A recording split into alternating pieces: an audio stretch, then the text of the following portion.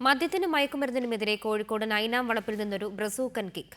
ലോകകപ്പ് ആവേശം ലഹരിക്കെതിരെയുള്ള ക്യാമ്പയിനായി ആചരിച്ച് മാതൃകയാവുകയാണ് നൈനാം വളപ്പുകാർ.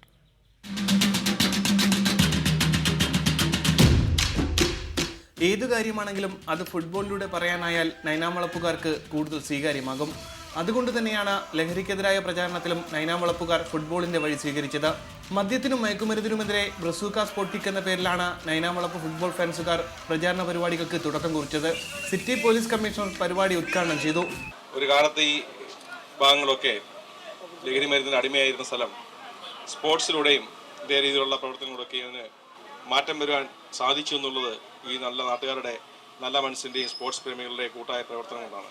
Police commissioner മുതൽ നൈനാം വളപ്പിലെ കുഞ്ഞു മെസ്സിയും നെയ്മറും വരെ ബ്രസൂക്ക കിക്കെടുത്ത് ലഹരിക്കെതിരായ പ്രചാരണത്തിൽ പങ്കെടുത്തു.